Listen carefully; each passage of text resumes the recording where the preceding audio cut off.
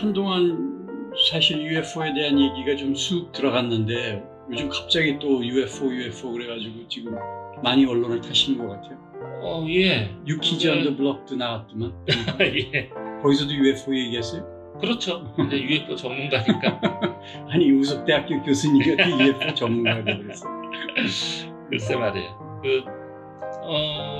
근데 이제 그게 그 전에는 제가 나가도 사실 뭐 이런저런 거 찾아보면 꽤 돼요. 뭐 이런 방송 출연을 했는데 그 분기점이 된 게 2020년 5월 초에 YTN 사이언스, 그 YTN 뉴스 시간에 이제 나가서 한 10여 분간 UFO에 관해서 대담을 했는데 그게 2020년 4월 말에 미 국방부에서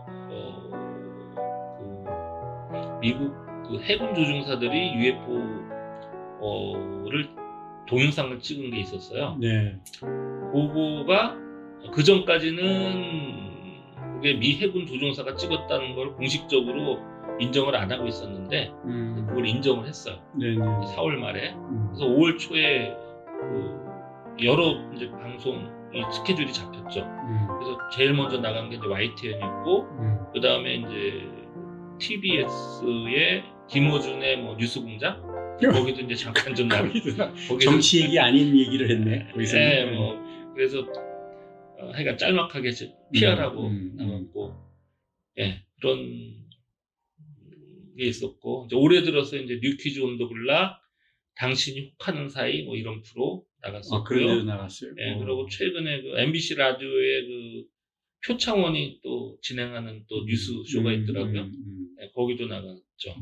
근데 뭐가 제일 관심들이 많은 거예요? 그 이제 그런 그 언론에서 이렇게 묻는 질문들이 뭡니까?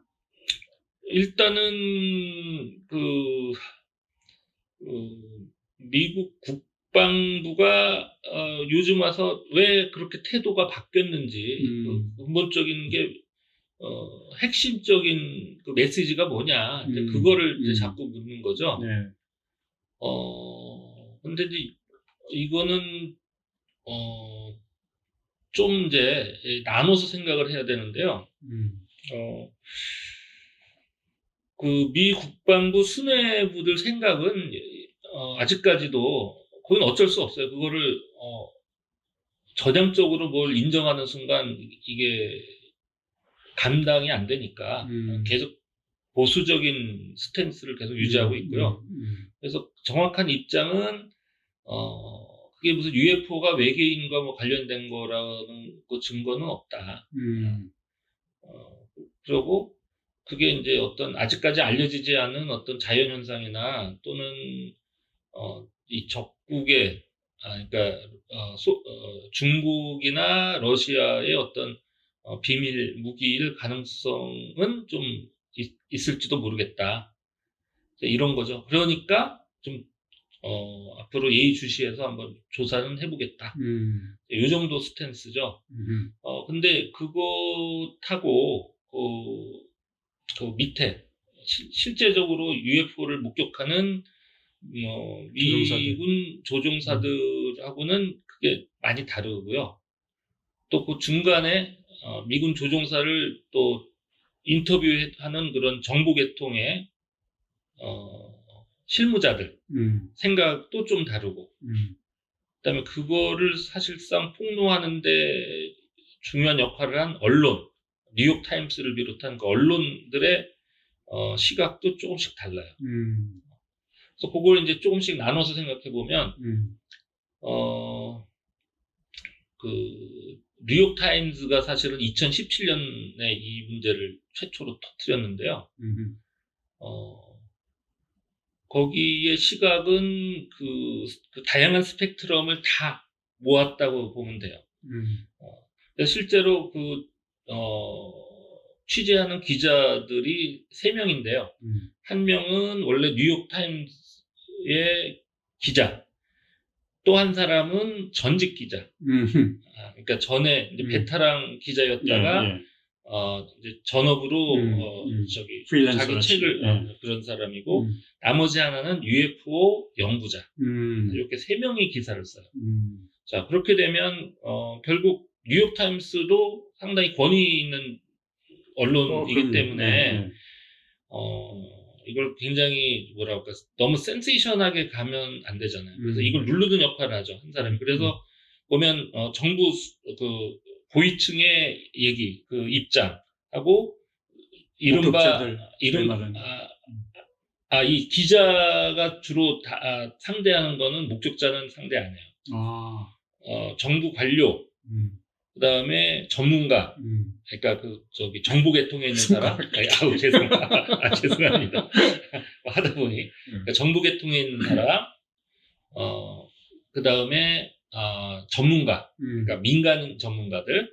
그래서 세 부류의 의견을 듣는데 이 사람들은 당연히 보수적이죠. 그래서 네. 이거는 어떤 아직 알려지지 않은 뭐 자연현상이나 또는 어떤 러시아나 중국의 어떤 그런 병기일 가능성을 이제 문제를 제기하고, 가운데 있던 사람은 좀 양쪽 입장을 이렇게 다 아우르는 쪽인데 결국 이 사람이 제일 중요한 역할을 하는 건데요. 그 정보 계통에서도 실무자의 입장, 그리고 이제 그 조종사들이 본 거를 어떻게 하면 그러니까 밸런스를 맞춰줄 거예요. 왜냐하면 이쪽은 워낙 세잖아요. 고위 관료에다가 그 정보 계통의 나름 책임자들급, 그다음에 이제 민간 전문가니까 일단 권위도 따지면 빵빵한데 그거하고 밸런스를 맞추는 건 어떻게 하는지 고민을 하는 것 같아요. 연구자는 가능하면 이 조종사들의 얘기를 제대로 반영하려고 노력을 하죠. 그래서 사실 그 기사를 읽어보면 대체적으로 다 도배가 이쪽 입장으로 돼 있으니까 끝까지 읽어보기 전까지는 이번에도 뭐 별게 없겠구나 이런 생각을 들게 하는데 맨 뒤에 읽어보면 조종사 부분을 기자가 여과해서 쓰질 않고요. 그 따옴표를 해서 조종사가 한 얘기를 그대로 몇 자 안 되지만 그대로 실어요. 그 얘기를 들어보면 생각이 또 상당히 이거 뭐야? 이제 밸런스가 거기서 좀 맞춰지는데요. 그래서 이 핵심적인 부분을 말씀드리면 그 앞에서 미국 그 정식으로 UFO 조사팀이 운영이 됐다고 했잖아요. 네. 네, 그때 당시 상황하고 지금은 엄청나게 달라졌다. 자, 그 당시는 소위 아까 말하는 그 미국 고위 관료층, 그다음에 정보 쪽의 책임자하고 이 소위 민간 전문가들이 이걸 완전히 깔아뭉갠 거죠. 이건 아무것도 아니다 해서 이제 없애버렸는데 지금 상황은 그럴 수 있는 상황이 아닌 것 같아요. 자, 그 이유가 뭐냐? 그 당시에는 일단 그 목격하는 공군 조종사, 주로 공군 조종사였는데 이게 50년대, 60년대 그렇죠.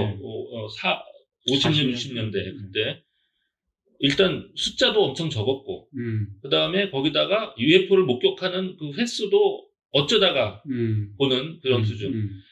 그 정도였고, 거기다 중요한 게, 사실 그 육안으로 목격한 것만 갖고는 이게 증거 채택하기가 어렵거든요. 그러니까 여러 가지, 그 뭐죠? 하늘에서 이렇게 뭐 오는데 여러 제약들이 있고, 그렇죠. 착시도 일어날 수 있고. 그래서, 그러면 반드시 이제 레이더가 됐건, 뭐 다른 사진, 촬영이 됐건, 뭐 그런 증거가 있어야 되는데, 그 당시에는 그 기술이, 취약해서,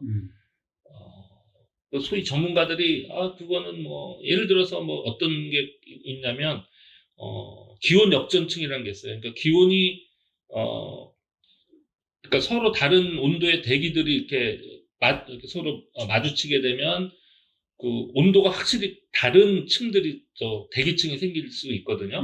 그럼 거기에 레이더를 쐈을 때 거기서 반사돼서 들어오는 신호가 이제 생길 수 있어요.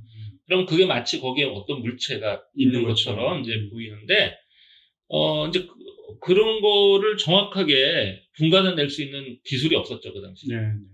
그래서 그걸로 그냥 몰아붙이면, 그거는 그거야. 그러면 이제 어떻게 빠져나갈 방법이 없었는데, 지금 한 그때로부터 한 50년, 60년이 지났잖아요. 지금 네. 기술이 일단은 엄청 발전이 돼 있고, 그래서 그렇게 웬만한 거는 굉장히 정확하게 집어낼 수 있다. 네, 네. 그래서 그게 실제 조종사의 육안으로 목격이 되고 실제로 그걸로 촬영이 됐다 했을 때는 이건 이제 굉장히 신뢰도가 있죠. 네, 네.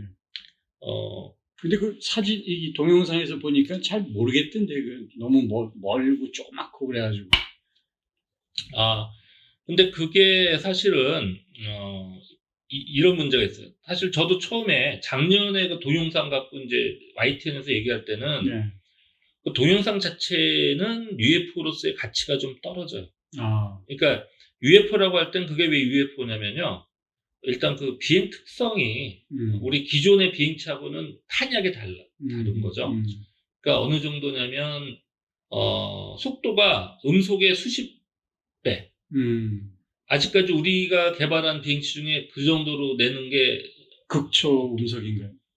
그렇죠. 그래서 극초음속 기가 현재 개발된 게 수평 비행할 때는 음속의 5배 정도. 그 다음에 저 위에서 저 성층권인가 뭐, 그러니까 굉장히 높은 대기층 높은 데서 이제 지구를 향해서 하강하면서 속도를 냈을 때는 20배까지 가능하다고 해요. 근데 이번에 목격된 거는 50배가 넘는 속도까지 측정이 됐고요. 그 다음에 중요한 게 그 동영상이 이제 3개가 지금 공개가 됐는데 네. 거기에 공개된 UFO는 정확히 말해서 UFO의 특성을 하나도 제대로 나타내는 게 없어요. 이제 그게 왜 그런가 이제 생각을 해보니까 실제로 이 조종사들이 목격한 거는 그런 특성을 나타내는 게 있어요. 그런 그러니까 UFO라고 할 만한 놀라운 그런 특성을 보여주는데 그런 상황에서는 이 동영상 촬영이 불가능한 거죠. 그래서 결국은 이게 그런 특성을 보일 때는 못 찍었다가 그게 이제 더 이상 그런 특성이 안 나타나는 상황에서 찍힌 거예요. 네네. 그래서 결국 중요한 거는 이 조종사들의 증언이 중요한 거죠. 네. 그래서 조종사들 얘기를 들어보면 뭐 이런 식이죠. 일단 그 상황 설명을 들어보면 이거는 우리가 알고 있는 어떤 비행체하고도 설명이 안 돼요. 그러니까 어떤 식이냐면 자, 2대의 전투기가 연락을 받습니다. 순양함 쪽에서 자 우리가 지금 미확인 비행체를 포착했다. 그게 어느 위치에 있으니까 가서 확인해달라. 쭉 왔어요. 근데 그 당시에 보니까 바다 저 밑에, 그러니까 바다 위로 굉장히 가까운, 예, 달랑말, 그래도 한 몇십 미터는 되겠죠. 거기에 이제 마치 틱택이라고 하는데, 그걸 뭐라고 그러죠? 막대 사탕 비슷한 거라고 해야 되나? 신기한 게, 바다가 파랗잖아요. 거기 바로 밑에가 하얀 포말이 일게, 그런 게 거기 이제 위에 있는 거예요. 그래서 2대가 이제 쫓아가서, 한 대는 계속 선회하고 있고, 한 대가 이제 확인하러 내려갔어요. 선회해서 내려가다가, 좀 더 빨리 보려고 이제 직하강을 하는데, 이놈이 그걸 알아챈 것처럼 해가, 내려가는 비행기 쪽으로 같이 마주오는 거. 근데 이 조종사가, 일종의 치킨 게임인데, 그냥 부딪힐 생각하고 했나봐요. 아무 생각 없이.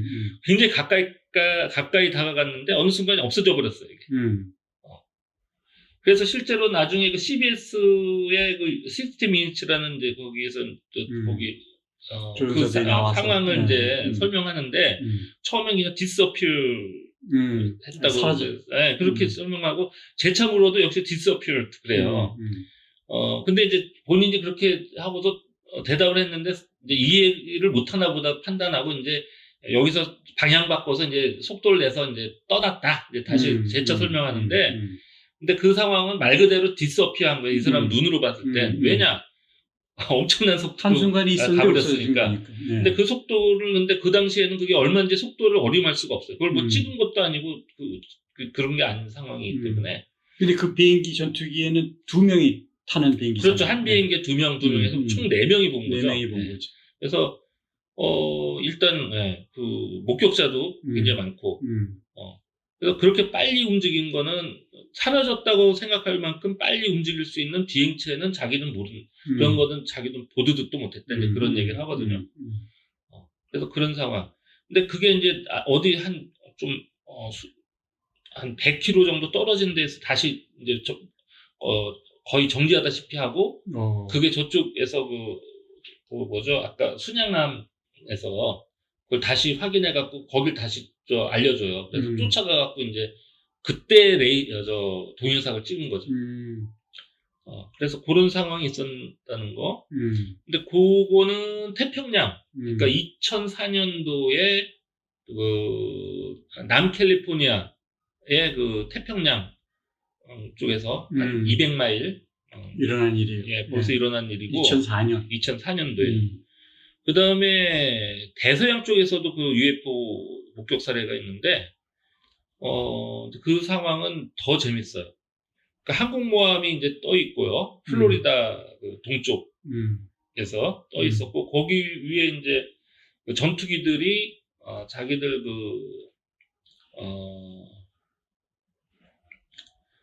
저거를 이제 그 레이더 장치하고 적외선 카메라 그거를 이제 서로 결합시키는 동시에 이제 찍기 위해서 이제 그거를 작업을 하고 있었는데 UFO가 나타났어요. 그래서 그때 이제 UFO를 찍죠. 그래서 그런 일이 2015년도에 있었고요.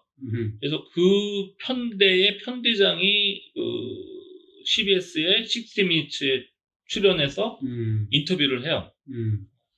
그래서 인터뷰를 하는데 어떤 얘기를 하냐면 2014에서 2015년도 사이에 그 플로리다 그 해안 쪽에 UFO가 거의 매일같이 나타났다는 거예요. 2년 동안. 2년 동안. 그래서 왜 2년이 됐냐? 그 2년 후에 이라크 쪽으로 이 항공모함이 일이 있어서 이제 떠나는 바람에 2년 동안만 본 거죠. 그러니까 이걸 뭘 의미하냐면은 요즘 그 미 해군 조종사들이 요 사례들뿐만 아니라 이제 더 있는데 그 UFO를 되게 자주 본다는 거죠. 자주 보고 자 그래서 이제 그 편대장한테 이제 인터뷰를 하는데 이제 질문을 쭉 하는데요. 그 인터뷰어가 이런 질문을 해요. 자, 그 나타난 게 중국이나 러시아의 어떤 비밀 스파이 비에클 그러니까 그런 비행체냐?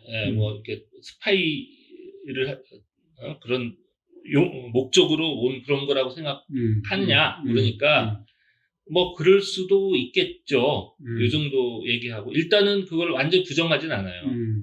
그러고 나서는 엉뚱한 얘기를 해요. 뭔 얘기를 하냐면 그게 적국의 어떤 비행체가 맞다면 이거는 엄청나게 심각한 일이겠죠. 그렇지. 근데 우리들이 보기에 그러니까 자기를 비롯한 그 조종사들이 보기에 그거는 근데 그런 적국의 비행체하고는 뭔가 좀 다른 것 같아요. 그래서 그게 이제 수시로 이렇게 나타나는데 그냥 나타나면 저게 나타났나 보다. 우리는 그냥 방관하는 태도로 애써 무시하는 태도로 이제 그걸 봅니다. 그래서 그냥 그게 일상이 돼버렸습니다. 뭐 이런 식의 얘기를.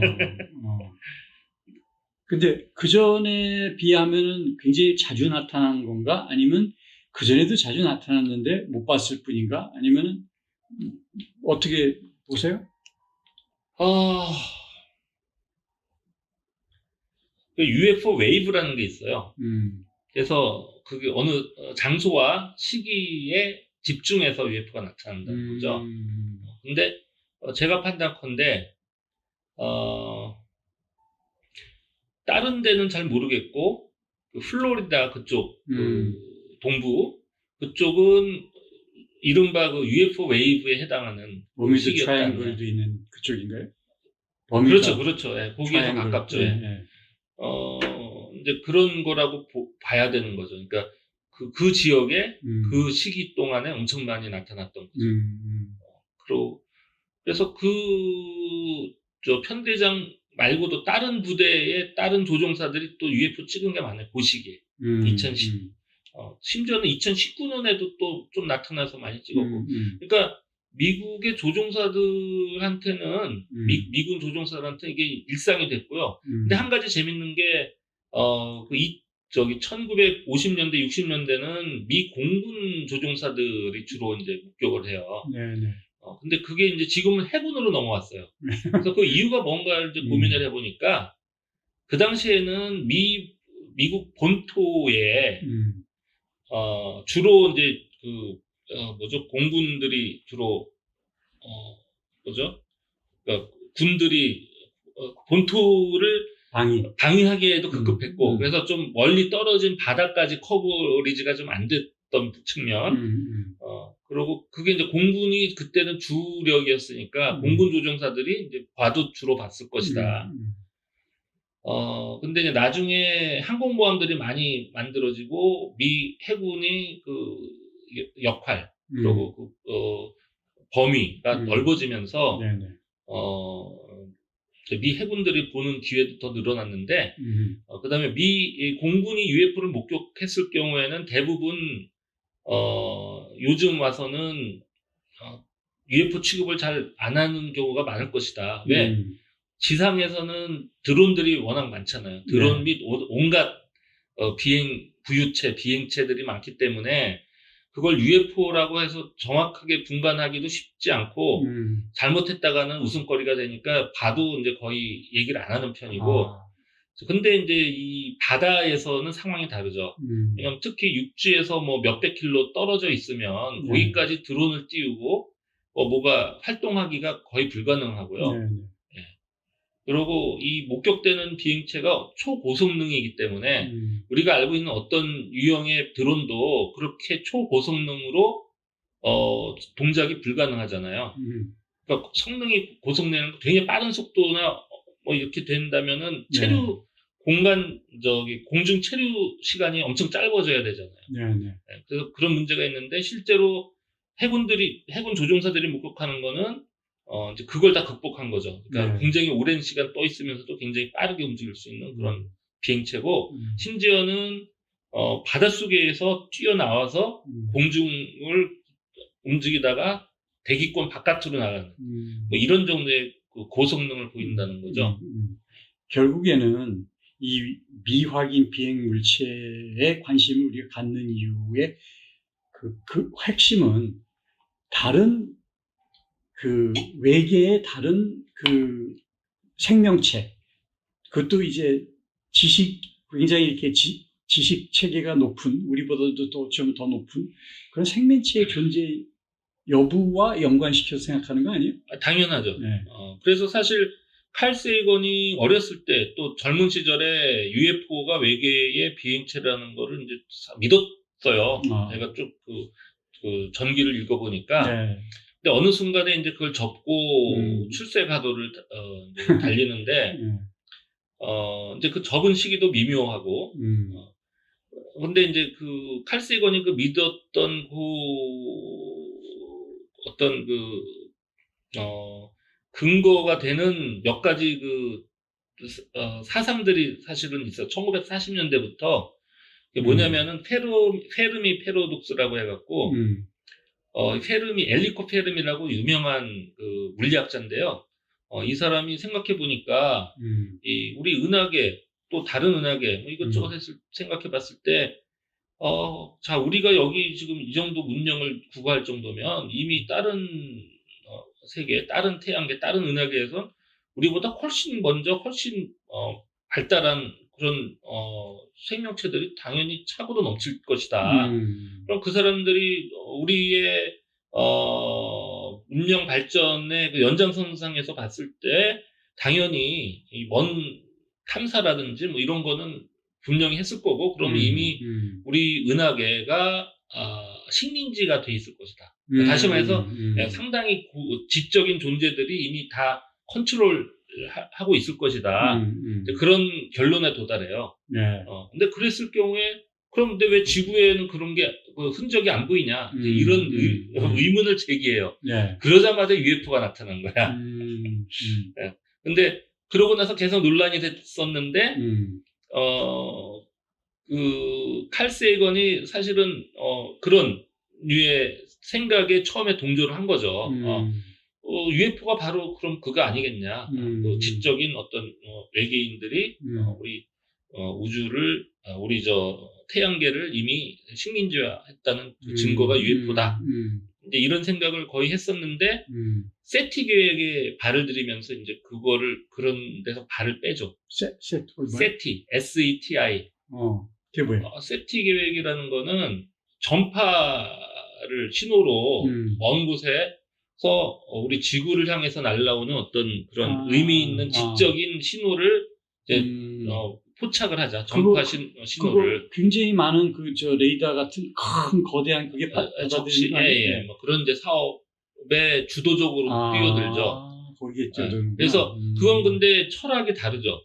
좀 전에 얘기는 다른 은하에서 뭐 이런 물질적인 어떤 것들을 보내서 우리를 탐사하고 있는 다는 그런 얘기고, 실제로. 네. 예. 근데 이 지금 세티 계획이라는 거는 원래 오리지널은 신호를 받는 멀리서 이제 신호를 보낼 것이다. 이제 그래서 그거를 받는 이제 프로젝트였는데 지난 그게 한 50년 동안 진행됐는데 사실은 의미 있는 뭐 신호를 지금 받은 게 없어요. 그래서 그게 이제 폐기가 되는 지금 지경에 이르렀는데 그 와중에 세티 계획에 참여했던 일련의 과학자들 중에 일부가 다시 돌아와요. 우리 태양계 안에 뭔가 그런 지적, 외계인들의 지적인 문명 흔적을 찾을 수 있을 것이다. 그래서 그걸 다시 찾고 있어요, 지금. 근데 또 그 중에 일부가 바로 우리 지구상의 UFO가 바로 그게 아니겠냐. 그래서 그런데 그런 얘기를 사이언티픽 아메리칸이라든지 뭐 이런 과학 잡지에다가 쓰는데요. 그걸 대놓고 그렇게 쓰지는 못하고 굉장히 조심조심하게 쓰고 있죠. 사이언티픽 아메리칸에서는 맨 밑에다가 이건 우리 본지의 생각하고는 다릅니다. 이렇게 이제 쓰고. 네. 언론사 조심하듯이 하는구만.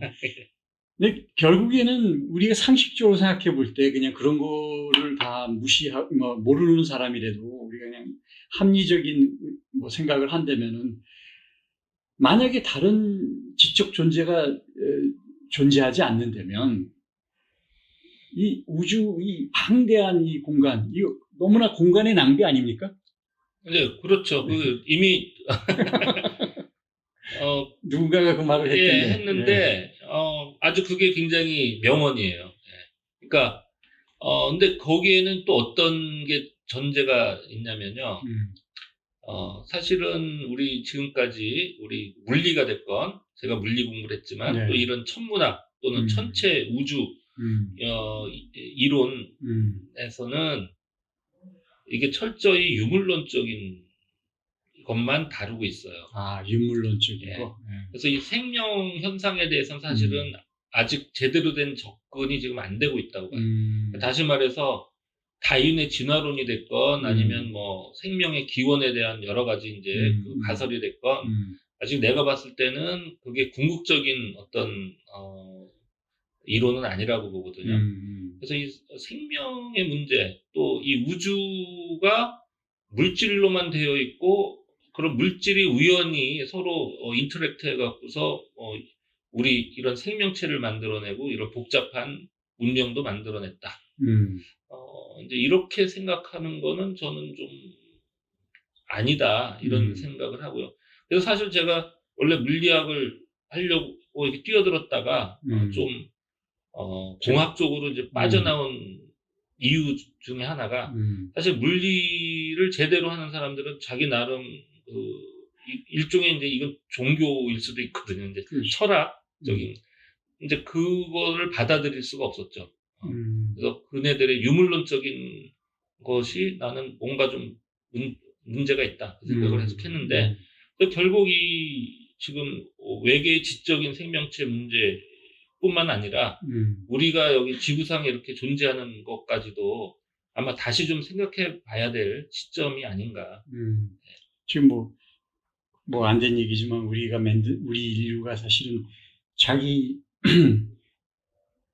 소멸을 하고 있는 그런 과정 아니에요. 지금 지구를 갖다 너무 피폐하게 만들고 너무 그 소비 낭비 하여튼 기후변화라는 것이 지금 굉장히 엄연한 과학적 사실 아닙니까?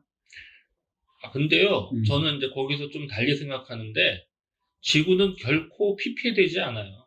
자정운동을 할 거 아닙니까? 예, 자기가. 피폐되는 거는 인류가 멍청한 인류일 뿐이지. 근데 그건 스스로가 자멸하기 위한 길을 가는 거죠. 그렇죠. 지구의 자정운동은 당연한 그 자연의 법칙이고요. 그럼요, 살아남기 위해서. 근데 이제 멍청하게 그 자정운동을 촉발시키는 인류의 모든 행위가 멍청한 거죠. 맞아요. 예. 하여튼 우리 과학자이신 우리 맹성열 교수께서 약간 이런 재미난 또 인생 연구 프로젝트를 갖다 지금 계속하고 있는데 정말 흥미진진합니다. 예, 저는 그래서 하여간 1995년이면 그 책을 썼을 때가 지금 한 25년 됐나요? 네, 25년 됐죠. 그러니까 25년 전에 저는 책을 딱 출판되면서 엄청 슬럼프에 빠졌었어요. 왜요? 이제 나는 더 이상 UFO는 더 이상 할 게 없다. 이제 다 끝났다. 이제 책을 냈고, 더 여기다 모든 걸 내가 다 집어넣었으니까, 여러분들 알아서 보고, 이제, 손을 털었는데, 그 당시에. 그러고 그 후에 다시 이제 어쩔 수 없이 또 UFO와 관련된 이런저런 인터뷰나 또 이런 데 소환이 돼서,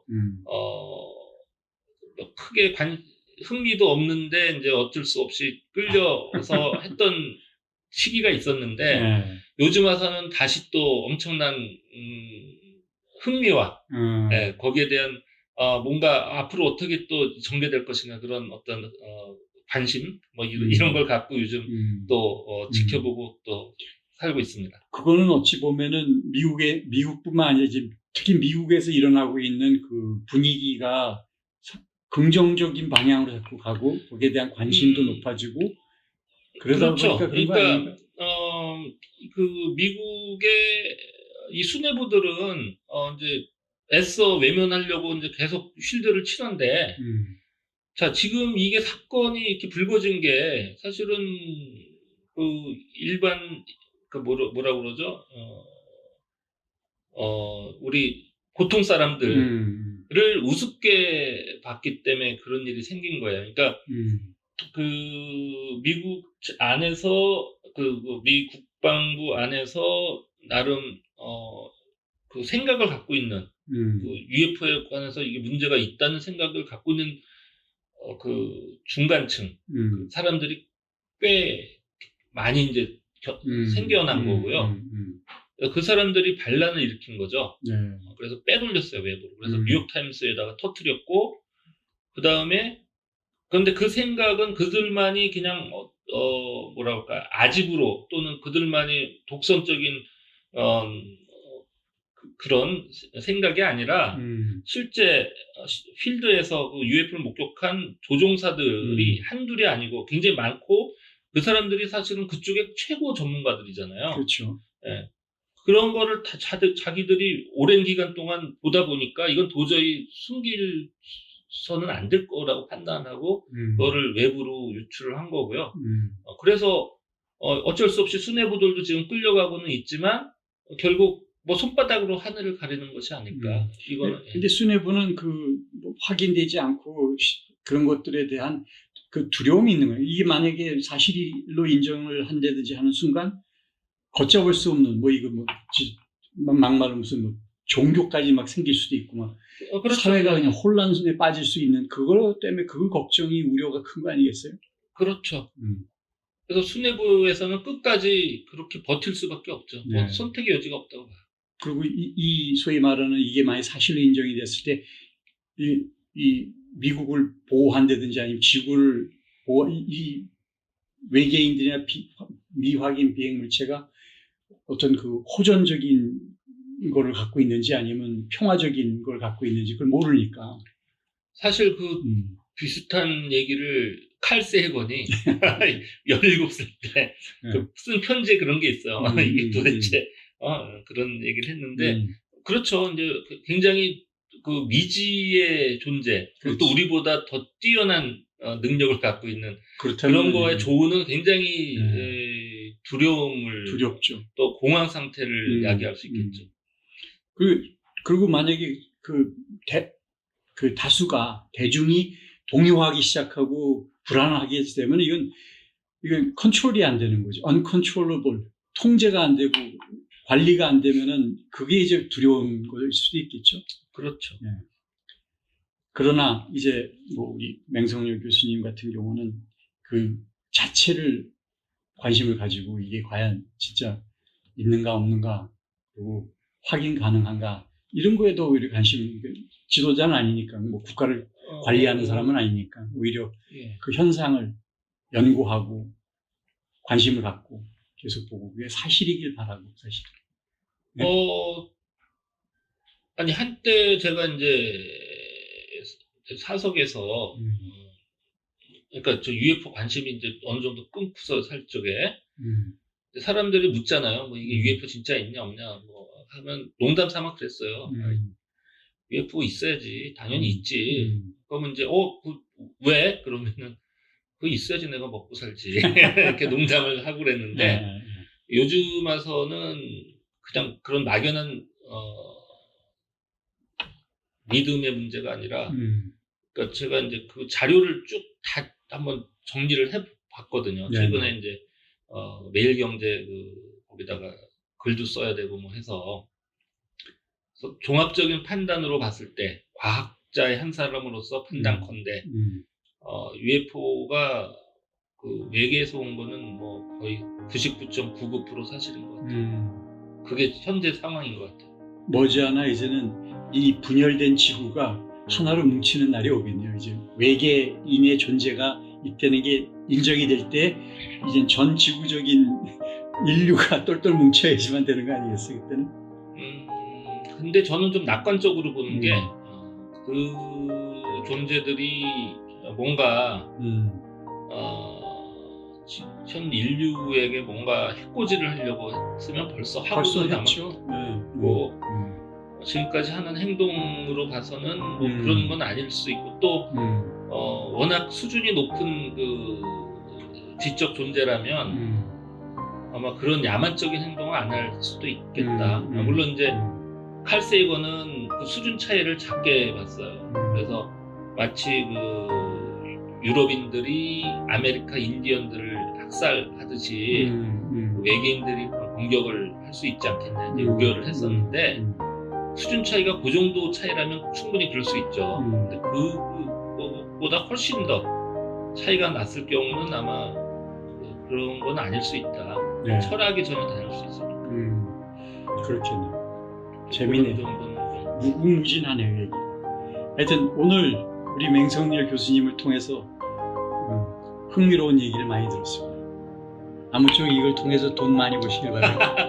이거 갖고 돈은 안 될 것 같고요. 뭐 딴 사업 좀 저기 같이 하시죠. 좋은 아이디어 있으면 우리 한번 머리 맞대고 생각해 봅시다.